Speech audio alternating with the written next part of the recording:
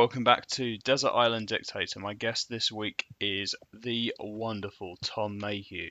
Now, Tom has a radio show on the BBC right now. So it's Tom Mayhew's Benefit Scum, and it's on Radio 4. So I strongly suggest you listen. You can listen. Well, it was actually on yesterday. Great timing, Jacob. You released the episode a day late because you are disorganized, but you can listen on catch up. I've already listened. It bangs. You know, there's a bit in the interview when I'm talking to Tom, and I'm like, oh man, can't wait to listen. Well, I've already listened to it.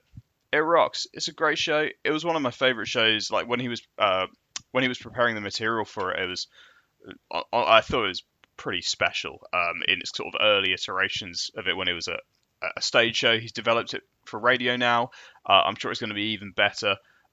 Tom's one of the best and most exciting voices in comedy at the moment, in my opinion. Just a great guy, and to be honest, I spent most of this podcast just talking at him.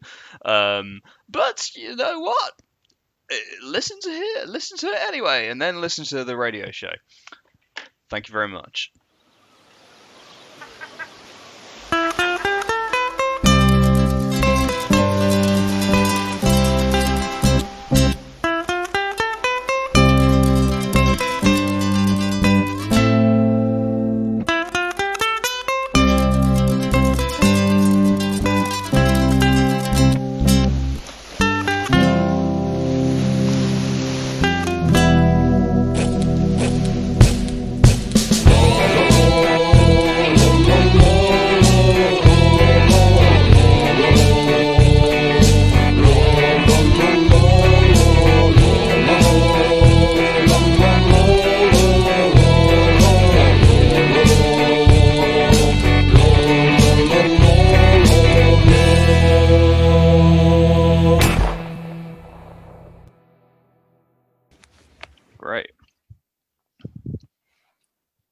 Welcome back to Desert Island Dictator. My episode? Well, we're going to be editing the start.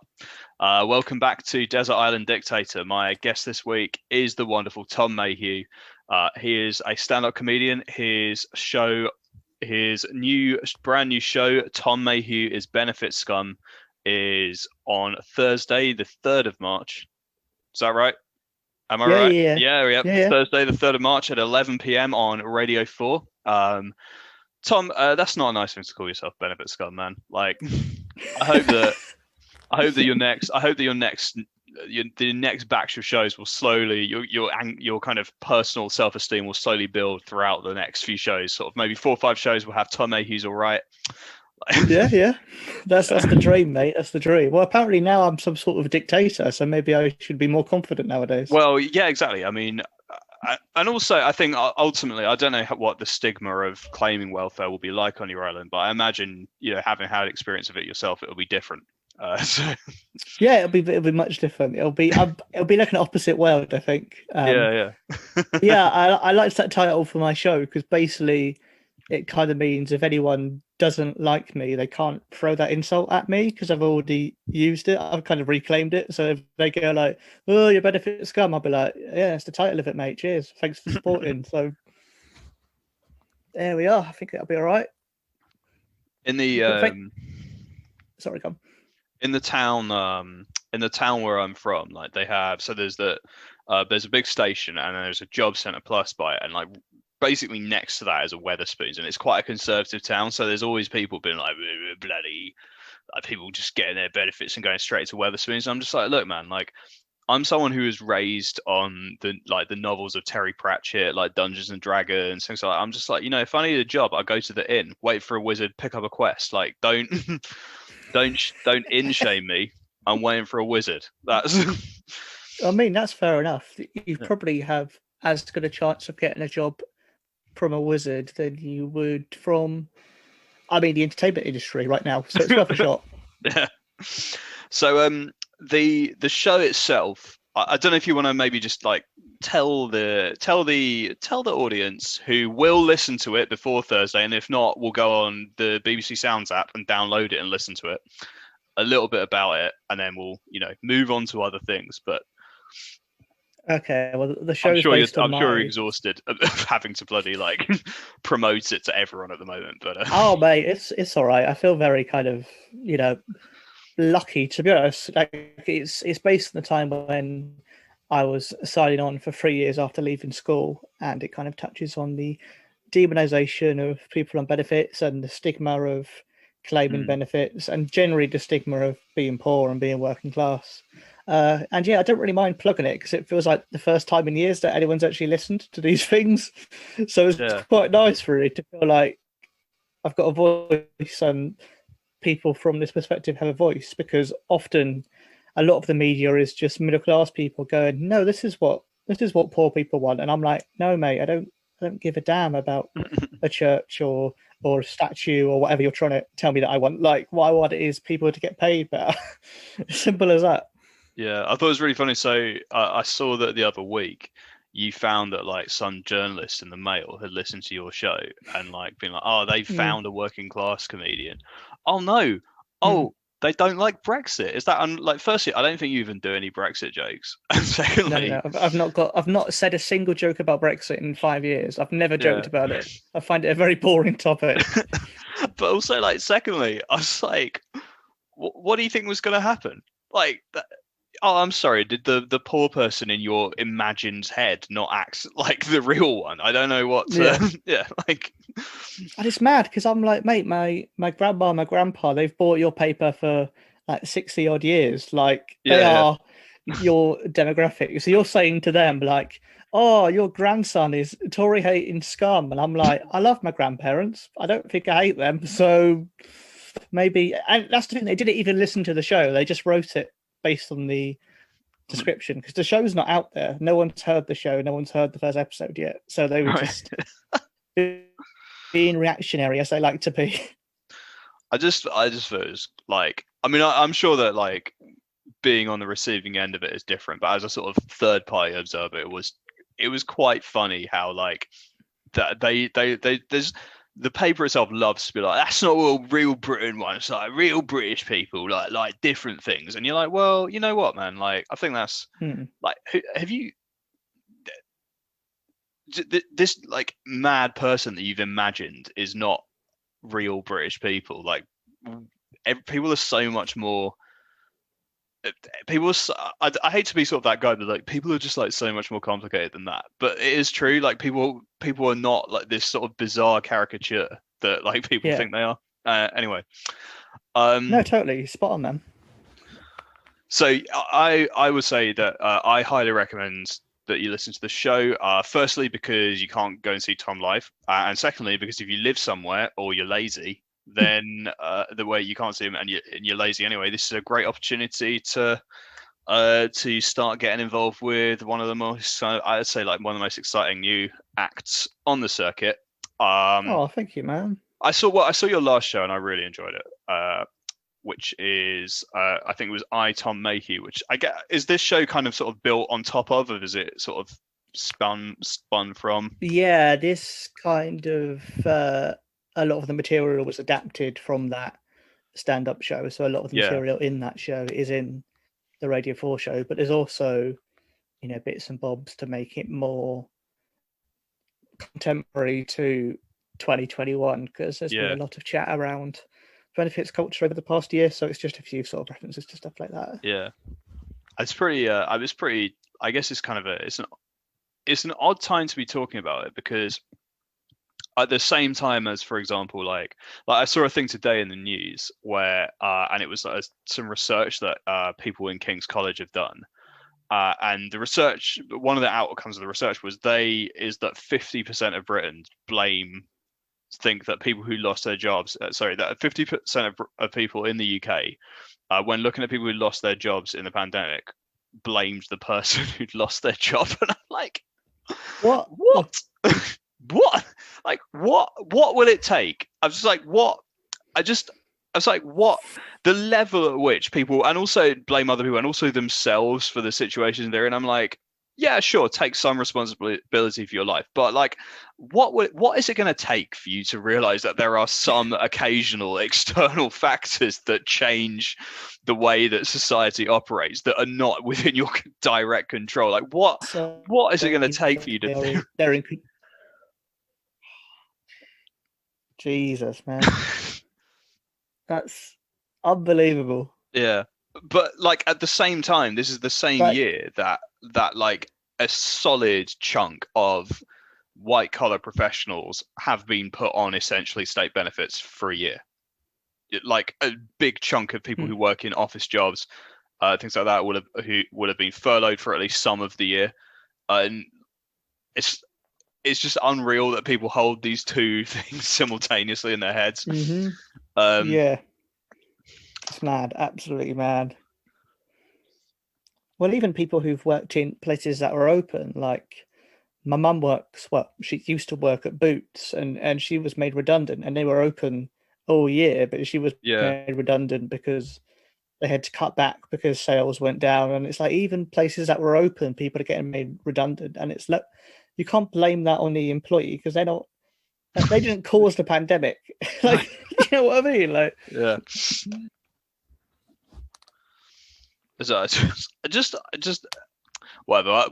I won't go too far down that road. Don't want to rant too much for this for the start of this. But the thing is, obviously, Tom, it's great that you've got these achievements, great you've been doing these things. But the problem is you've been doing none of that, because what's really happened is 3 years ago you were marooned on a desert island.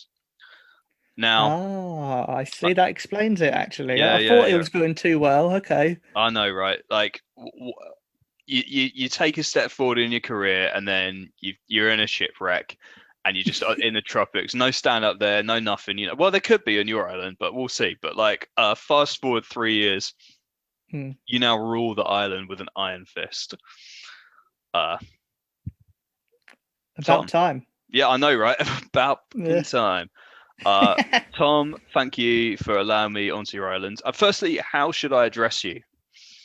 Address me as well. You can address me just as Tom, because I knew you before the island days. Right? Yeah.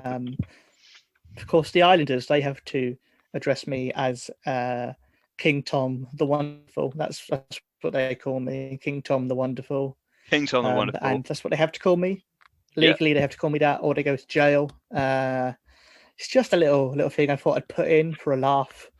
Let's just get an ego boost every day. You know, I'm stuck on this island and I can't see all my friends. So I thought, let's legally give myself an ego boost every day.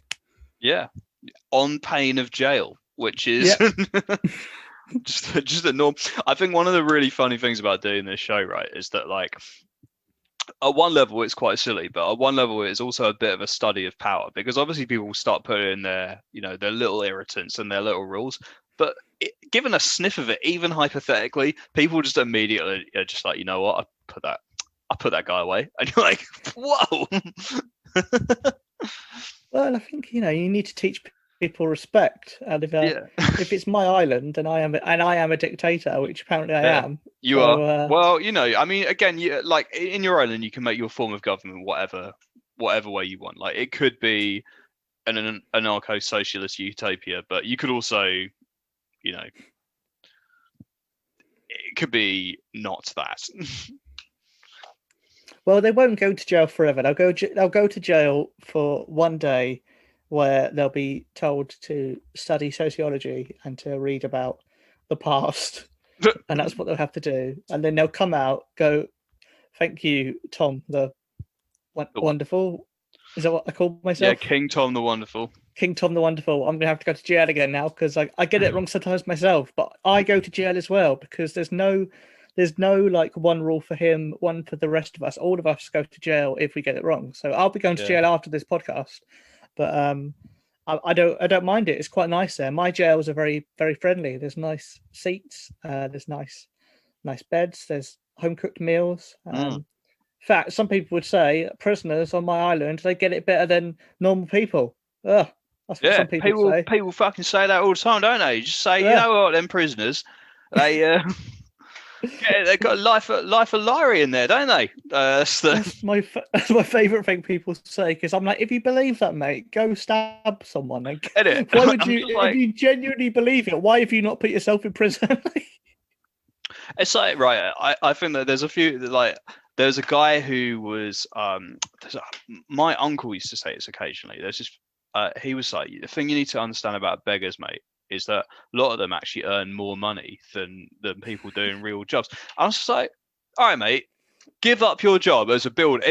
Give up your shit job as a builder where you fucking like put like big girders up and it's like going to wreck your back by the age of 40. Like, just give up that, right? Stop doing it and go to Oldham, like the street of Oldham, a small town outside, just on the outskirts of Manchester. Sit on a corner with the other down and outs and beg for pennies. Are you going to earn more than you? No, you're going to earn more, right? As I understand it, as you do, as the head engineer of this Marshall building site in the northwest, as I understand it. Why don't you just sit out? No, it's going to be easier. You just sit on your ass in the rain, like, for a bit. You know, get the money, come home. It's fine. Like, I don't like such an odd.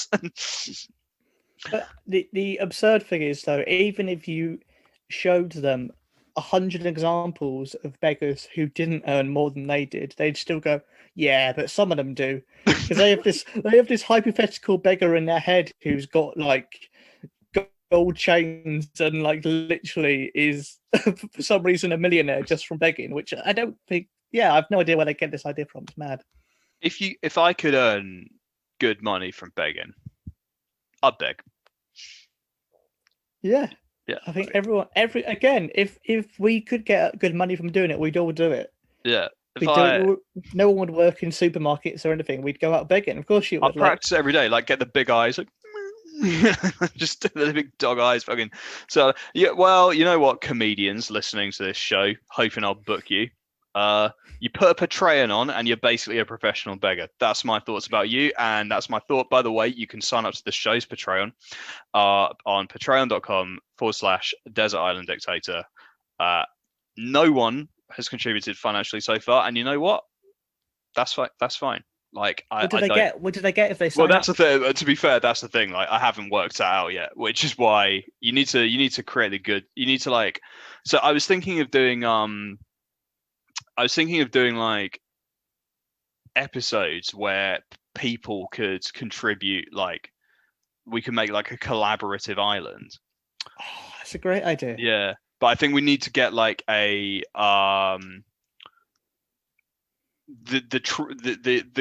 getting over, the first thing is to get over the hump of doing the first few, because I think the first few would be quite hard to get people involved, and then once they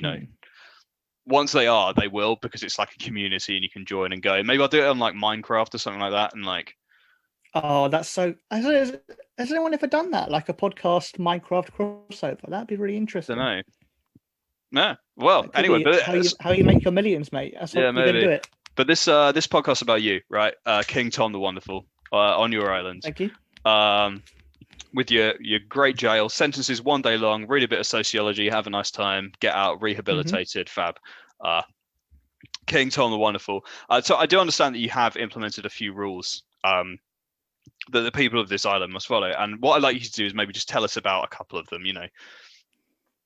Well, one rule I have, because in Western society there have been a lot of rules, and very recently in history, where things like homosexuality was illegal, or things where it couldn't be taught in school. So I would say that legally you can be any sexuality you want, but legally you have to try homosexuality at least once.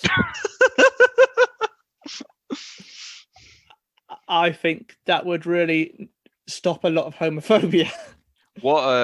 Right. So what in your, let's grade it, what counts as a try? Just a little peck on the lips, or like, could you do a pegging, but like without the presence of an actual man, or could you what?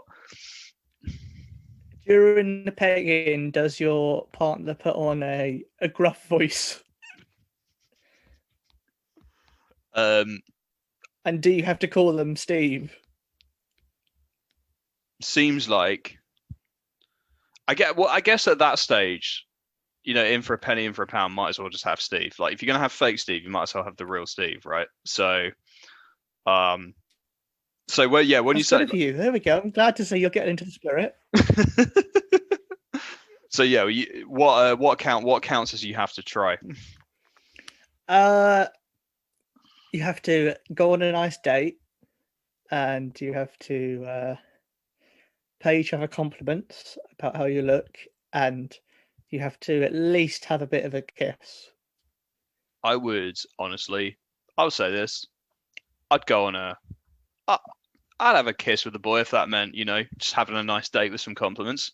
You gotta, you gotta have your self-esteem. You gotta get your self-esteem up. You want to go look fabulous for the night, get compliments on it. Have a nice dinner, drinks. If you're gonna have that, you deserve a kiss. That's what I think.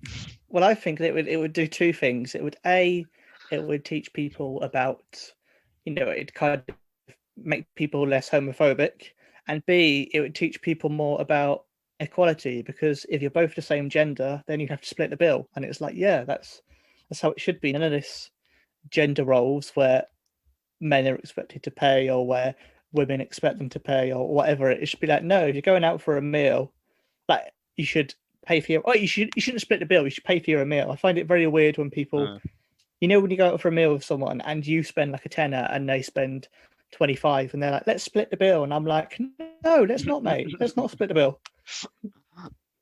But yeah, everyone would have to try it at least once. That's what I think.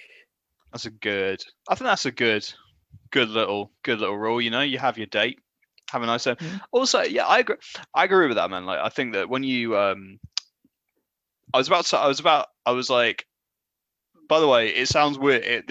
I realized it was going to sound weird what I was about to say, because I was going to talk to you about splitting the bill, and I realized that I'd come straight off a point of equality. I'm like, yeah, you know what's the important thing is when you're in a group of people and you don't want to drink and everyone else is drinking, you shouldn't have to pay for their fucking drinks. And then I realized that, like, I've just interrupted your point about, like, equality to be like, yeah, you know what this country No, needs? it's a fair point. You shouldn't have to pay for someone else's drinks if it's that thing where, like, if you're just drinking Diet Cokes and everyone else is drinking expensive beers and they go, oh, you're going to get around in, it's like, no, why would I? You've spent like £3 on me all night and you expect me to get you a drink for £8. Why? It doesn't make any sense.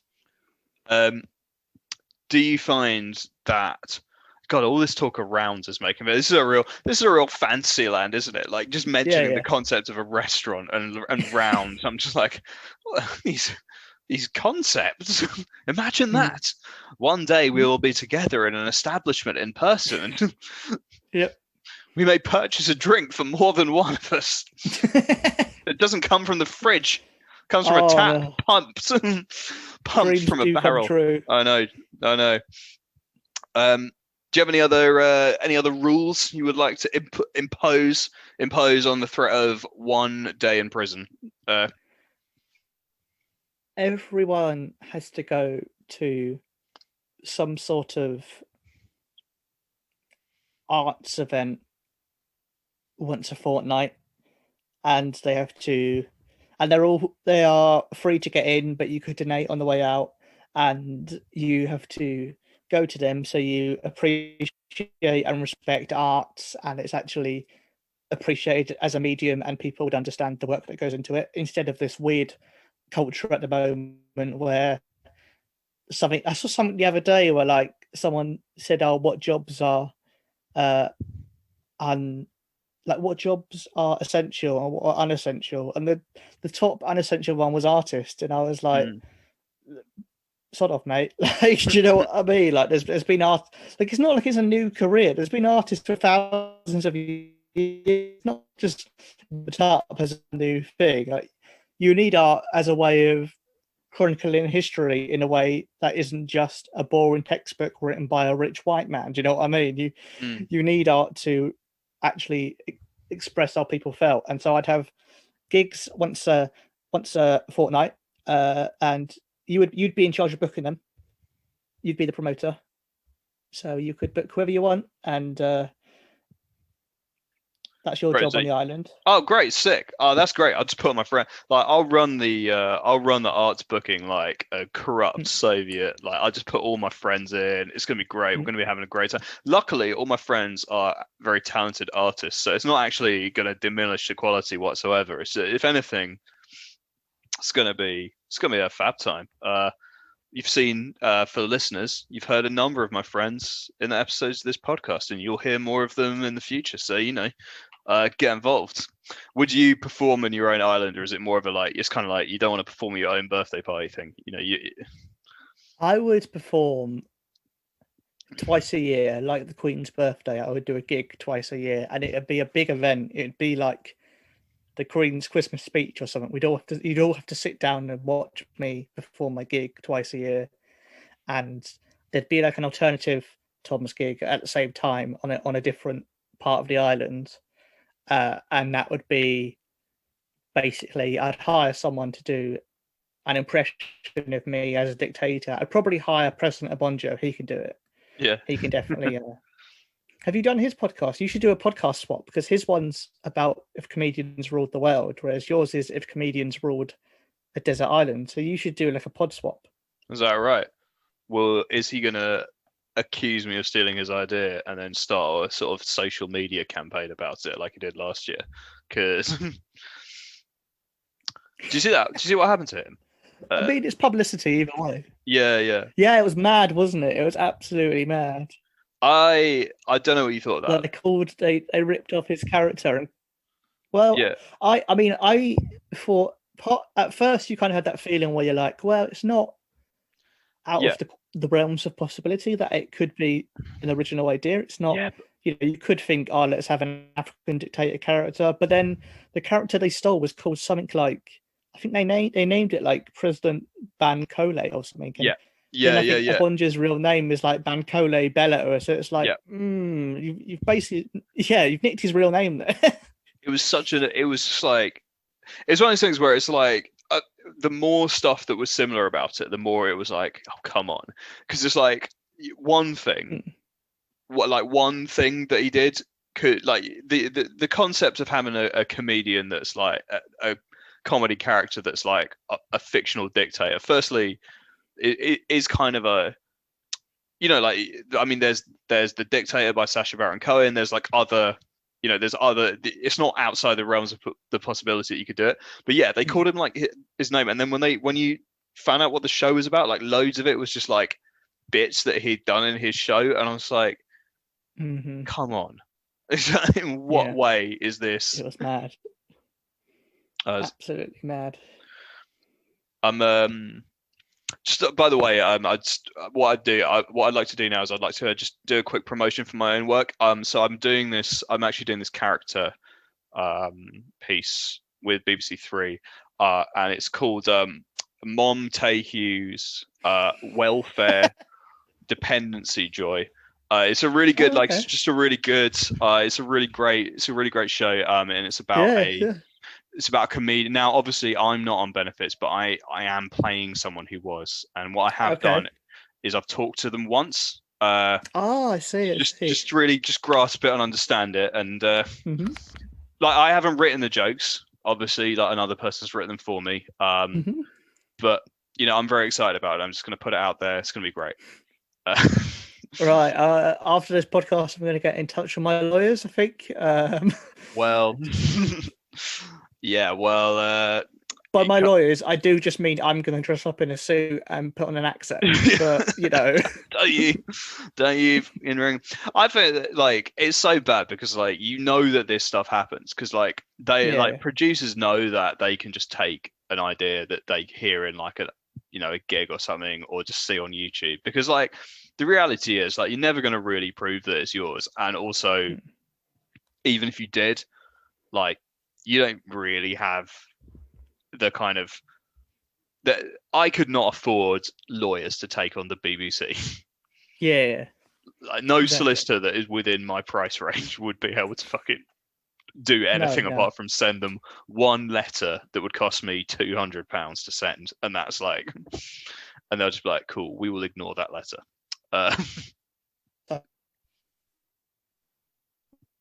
Oh, hang the on, only thing you might get out of it, you might get some sort of compensation or maybe a credit, but then you're like, yeah, but I don't want that. It's my idea. I want you not to nick it in the first place. Like you want it to be you on that TV show. You don't want them to go, here's 10% of what we earned from this show. It's like, no, put me on it instead of nicking it off me. You know what I mean? Like people don't want compensation. They want the credit in the first place.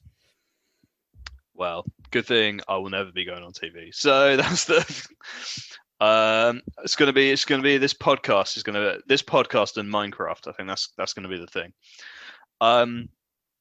Yeah. I've derailed my own interview with you.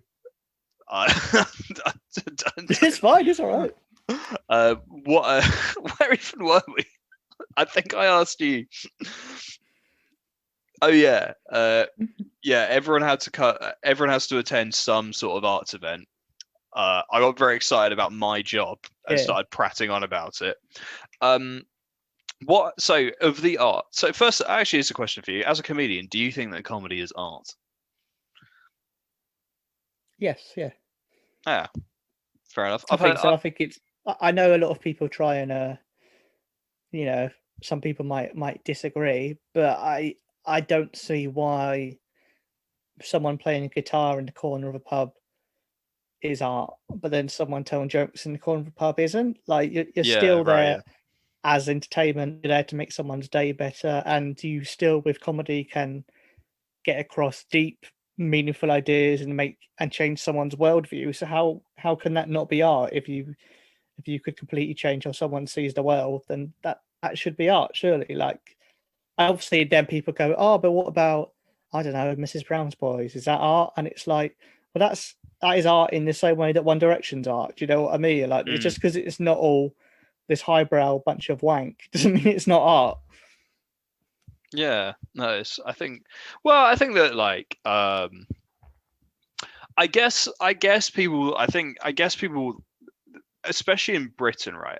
And I think in some level it is helpful because I think that in the US people have quite a like, it almost goes the other way, like comedians I think are quite like self-aggrandizing over there. Even their style of humor is very like high status and bullying, I think, and like a lot of their comedians like love to go on podcasts and be like, I actually feel that comedy is we're the philosophers of the modern day, and we, where there was Aristotle for the ancient Greeks, there's comedy. And then like they go to the club that night and they're like, yo, my dick is like a pussy. It's always the way, isn't it? Always. But as well as at least, but Britain, I think we like too far the other way, right? Because we kind of came out of like, we didn't come out of that kind of like spoken word jazz. We came out of like vaudeville and like working men's clubs, I think. So I think we've got a really like, there's still that feeling that it's sort of just a bit. It's not like I don't know, like it's just sort of like the same as juggling or something like that. But I don't think it is. No. I don't. I mean, yeah, because like the idea of someone doing, if you did a stand-up gig, someone goes, that's not art, and I go, okay, if Jacob's doing a stand-up gig and someone's playing guitar in the corner, is that now art? Because there's music there. Like I don't. Yeah, I think generally, I think maybe attitudes are changing because maybe people are seeing more kind of highbrow comedy shows or more artistic comedy shows on Netflix and stuff like that. But there's the danger of that too, though, isn't there, mate? Because like there's a level at which I think that I kind of don't always vibe with, where like there's like these days it's almost become like there's a comedy that sort of wins awards and does well with certain demographics and that, and then there's like other comedy, which I always think, I'm just like, when like in Edinburgh for a while, the Edinburgh Festival, there were like shows that would win, and they, to a show, they all had the line like, well, it's actually more than comedy. I'm like, what do you mean more than? Yeah. It's just a great show. Just a really well written, funny show. It's just but anyway. Anyway, I'm very excited to be the guy who books arts, and I will do a fantastic job. There'll be a lot of comedy, as you've just confirmed. There is art comedy. There'll be a number of fab musicians. Those will not be my friends. I only know comedians. You don't know any musicians? Actually, I know one musician. Actually, I know loads more. I don't know what I'm talking about, but I know one musician. He's in a band. It's called Copper, and he's very good. You should check it out. I'll see him at the arts night you're putting on. There we go. Yeah, there you go. Islanders come in every 2 weeks, pay what you want. What is the currency of your island? The currency of my island is probably just like rocks, but then there's like different rocks. So like a really shiny rock that's worth 5, but then like a dirty rock that's worth 10. Like a broken half rock is worth 3, and a really big rock is worth 20. But then like a really small rock that's worth 4, and then if you get 2 rocks stuck together, that's worth 25. So that's what I would do. You got to do a lot of foraging for this currency.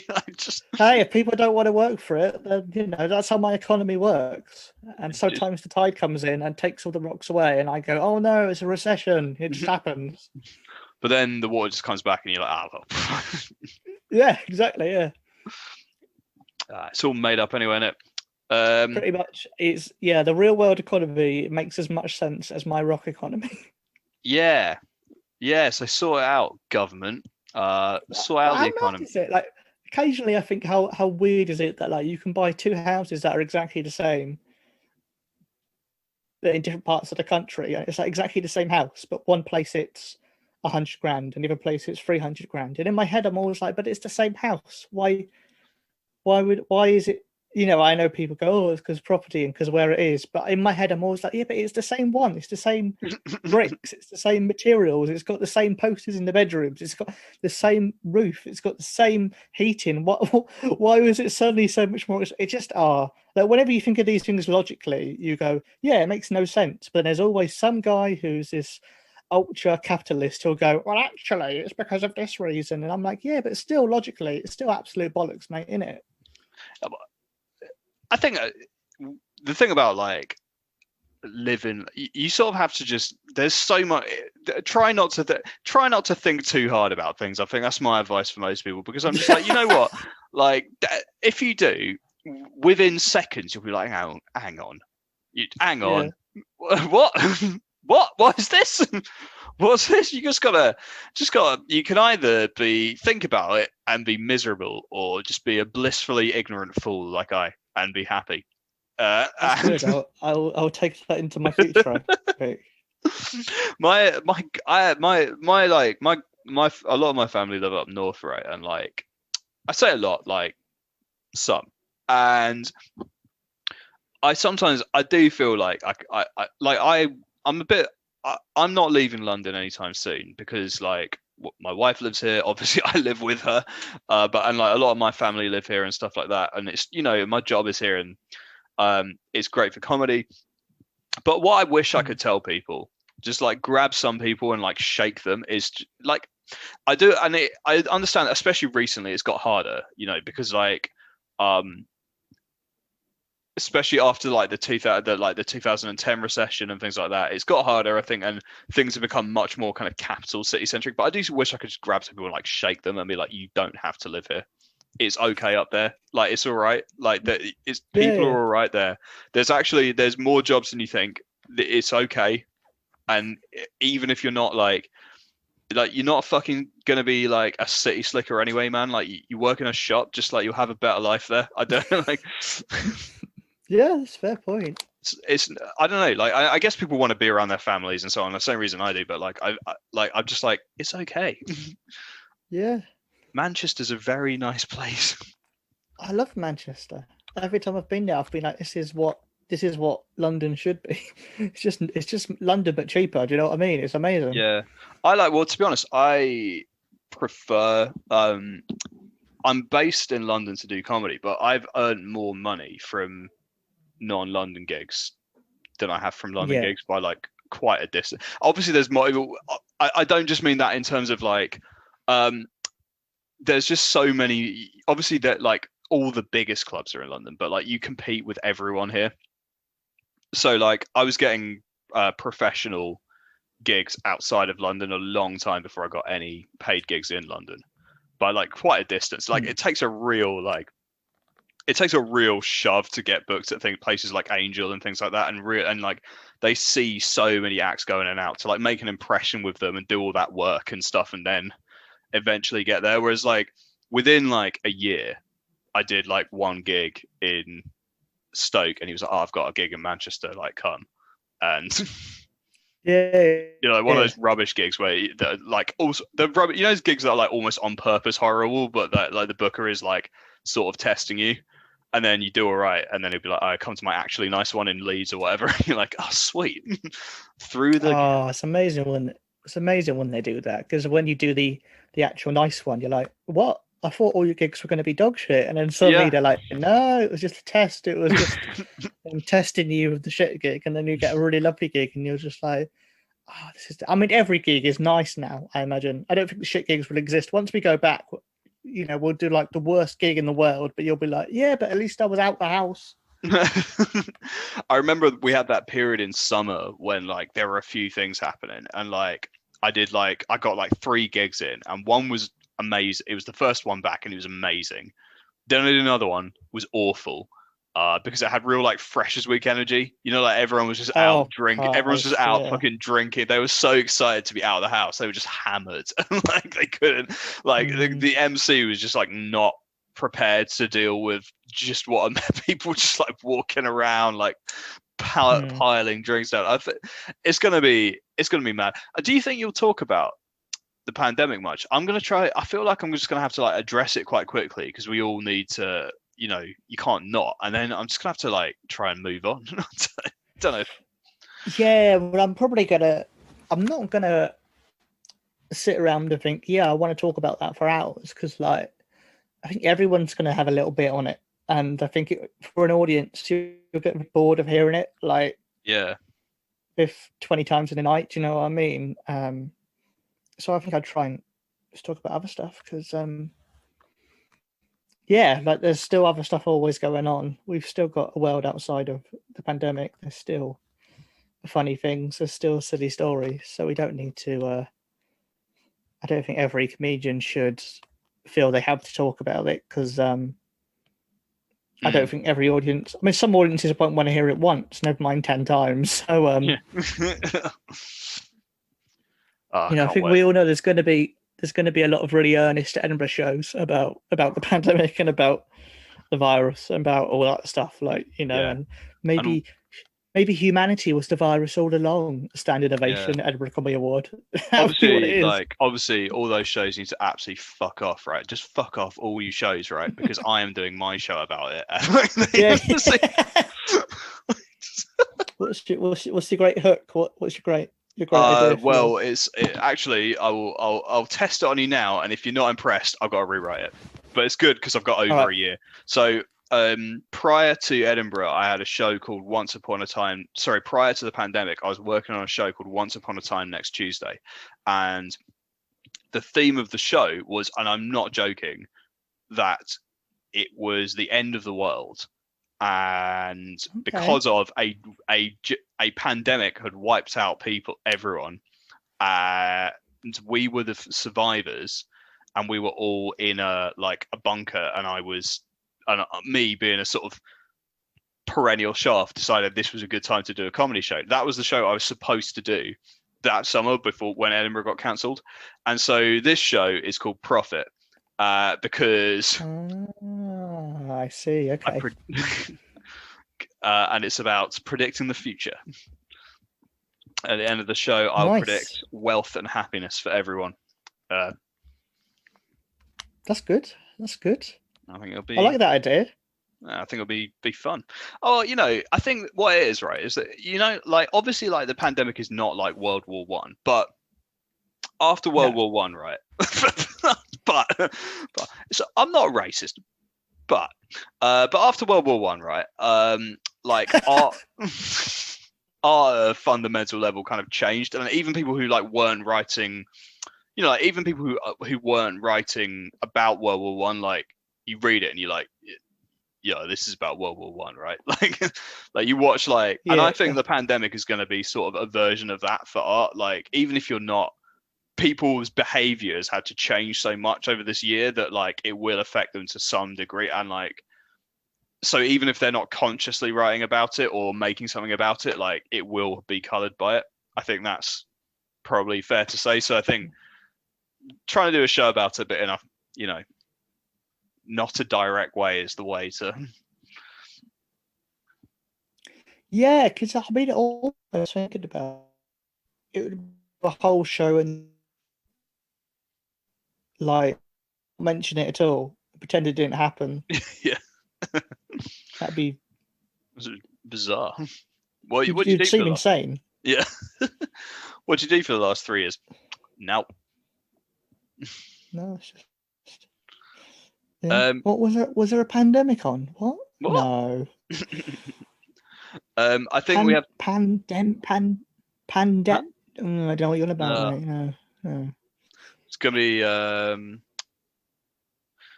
think we have time for one more rule. I think we've got time for that, and then we'll probably have to wrap up the pod. So, well, no, 2 more. Let's say 2 more, depending. What would you like? 1 or 2? Okay. Maybe I should do 1. It should be a really good one. That's a lot of pressure on this rule, man. So yeah, let's do a really good one. Yeah, let's do it.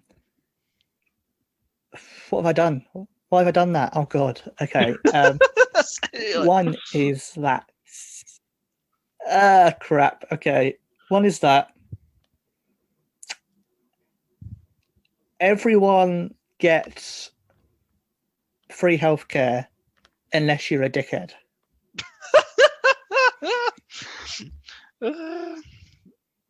Apart from dickheads. Yeah. And there's a system where people can be reported for being a dickhead, and then when it's proven and there's a certain number of points, then they have to pay for the healthcare. Dickhead points. Can't be. What adjudicating system are you going to use to describe what is some classic dickhead behavior that would require points? Things like letting your dog poo in your neighbour's garden on purpose. That's a dickhead point. All right, dickhead point. You doing a poo yourself in your neighbour's garden. That's another dickhead point. Swiftly racking them up. If you're cheating on your partner, that's a dickhead point. Yeah. Classic dickhead point. Not admitting the existence of your children, that's a dickhead point. Oh. There's a theme to these. There's a theme to these dickhead points so far. Firstly, all dickheads. Secondly, mostly crimes committed by our current Prime Minister. And hey, I mean, some would say he's done all of them, and I'm not one to say that, but I've not heard that he's not shit in his neighbour's garden. So, you know. Boris Johnson, will you confirm or deny that you have shat in your neighbour's garden? He'll be like, Lupin, decorum est. I mean, yeah, basically, if someone's a Tory, they don't get free healthcare because they don't want it anyway. So that's what it should be. Like, when people vote, if people vote for the Tory party, there should be a thing where they go, right, you do know if you vote for this party, you're not going to get free healthcare specifically. And I'll be like, wait, what? And then more people would go, oh, no, wait, we shouldn't vote for them because if that, this silence is going to be great. Here we go. This is good. Yeah, I'm gonna send this clip to the journalist that said that stuff about you. Oh, fuck off, man. BBC woke comedian Tom Mayhew said that. Yeah. Unbelievable. Jesus, why would any person in England below the age of 40 party which forced us to pay hideous, made it sell houses and destroyed the job market? I would crazy, right? Yeah, no, I didn't vote for him. So like, yeah, I don't know.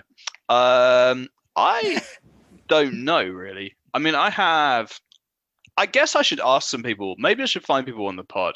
But then I don't want to look for people who are conservatives to come on because do you know what I mean? Like the people who are like up for that are just fucking the lamest people on the planet. The trick is finding people who are like will like sort of admit it to you, but aren't also the sort of people that's decided to make it their brand. You know, people are just like, oh yeah, like I'm actually the one Yeah, well, I conservative find comedian. I'm you like, know, oh, you're the most tedious brand I've ever seen. I just yeah, they're just boring. Like, you don't want them on your podcast. You want, and it's not even. I think people don't even need to be far. I think people who are far anyway can be a bit annoying. That's kind of Mm. the way it goes. I think it's all what it is, right? Yeah. What it is that without like, I don't think you have to be like a centrist or whatever because that comes with its own like dumb assumptions. But like, what I do think is that there is a level at which people who are way too committed to one like specific thing just fundamentally rarely. I think it's the loss of humor. That's what I think, because people are so committed to like a particular vision that they can't really joke about it because it's too wedded to their sense of self. Whereas like, I think that there is a level at which if you want to make jokes about something, you do kind of have to be a bit like, I don't know, you do kind of have to be like treat it with a little bit of a light touch. You can never, I don't think you can be like an entirely a true believer. Or maybe you do. Maybe like, I don't know. Maybe I'm going to contradict myself because I think that if you want to effectively joke about something, you sort of have to love it a bit. Yeah, maybe. I mean, it kind of. I guess it depends on what you're joking about and what the context is, like what the current climate is. Because if the climate is that there's already hundreds of jokes about that thing, then you kind of feel like you're just adding to a hate campaign or something. Do you know what I mean? Yeah. I feel like a lot of the time the best people to make jokes about something are people who are that thing, right? Or like people who are like, I don't know. I just feel like people who joke about stuff from like a place of love are just so much better at it than because or even like really basic. So even like this is not politics related at all, but like, do you ever watch that sitcom People Just Do Nothing?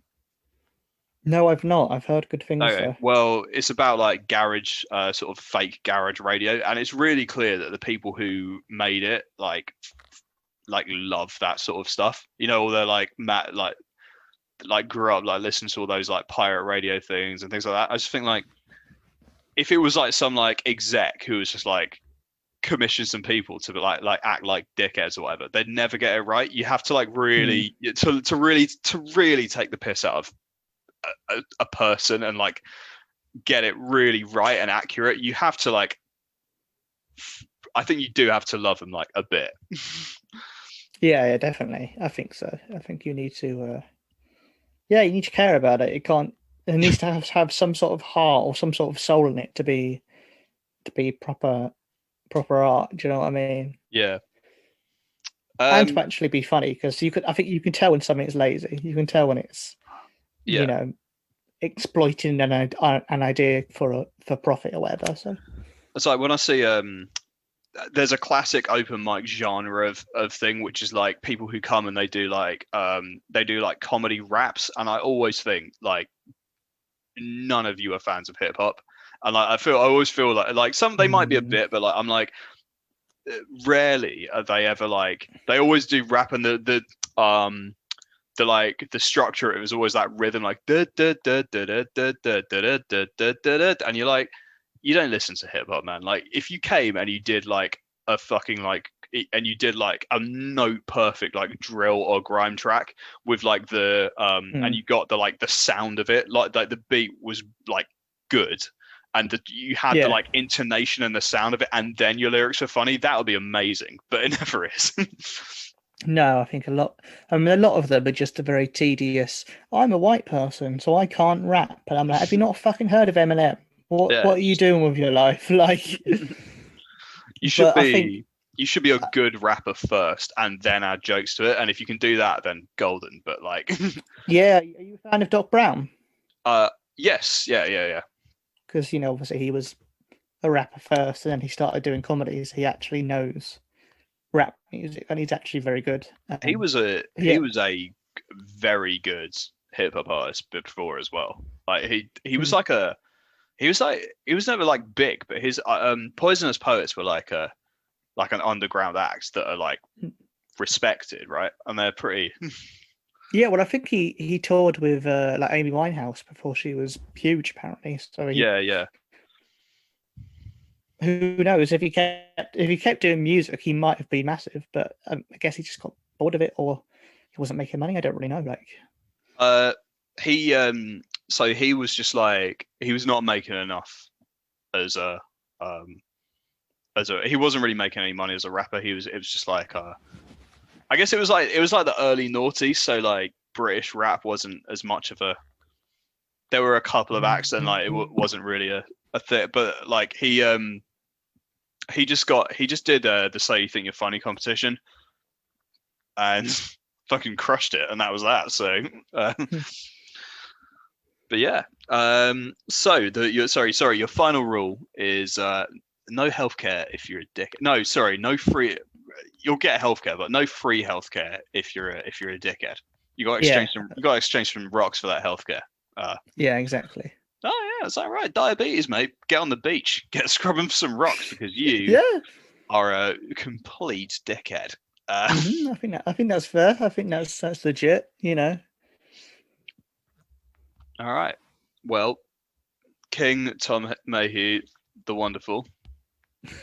I'm just going to clip that and just play it to myself later. King Tom Mayhew, the wonderful. Thank you for allowing me on your island. That's all right. Thank you for coming, and I look forward to your entertainment events. Yeah, no, very excited. And the entertainment event number 1 will be on Thursday, the 3rd of March at 11 p.m. When you can listen to Tom Mayhew's Benefit Scum on Radio 4. It is Radio 4, isn't it? Yes. Yeah. Sick. Yeah. I was just very impressed by the smoothness of that plug. I'm getting like 11 episodes in. I'm getting into the plugs now. I'm just like slide it in wherever. I'm excited. The good thing about Radio 4 as well is like anyone can listen. Anyone could be listening to that. It's exciting, man. Like my gran might listen. It's a bit late for her, but she might. Tell her to get it on BBC Sounds. Yeah. She has Radio 4 on all day. She's one of those old people. Just like sticks it on, going the Archers. I don't even like. You know the Archers, right? Like, I don't know. I went up to see her when we were allowed to, and like, I haven't listened to it in about 5 years. Walked in within about 30 seconds. I knew exactly what was happening. I was like, "All right, yeah, there's a farm. Let's see what's happening here." It's very like. Yeah. Oh. But yeah, no, exciting, man. It's gonna be great. I'm really looking forward to listening to it. So I'll stick it on. I probably will not stay up that either. I'll stick it on Sounds, but No, I'm not. I'm saying to everyone, like, it's going to be on catch up for a while because I know it's late. You get the stats, whatever, right? Like I know they'll do the rating for like the people who actually listen, but you will get like some listen stats or whatever for like it be for the Sounds. I think I believe that most, if not all, kind of like the vast majority of shows on BBC or ITV, TV or radio, they don't always do the ratings based on who watches it live. It's based on like, what is it called, like a 48-hour consolidated number or something. So really? Sick! Right, great. All together, I think that's how it works. Great. I'll just stick it on Sounds when I'm working there, man. Have a great time. Cheers, mate. Thank you very much. Looking forward to it.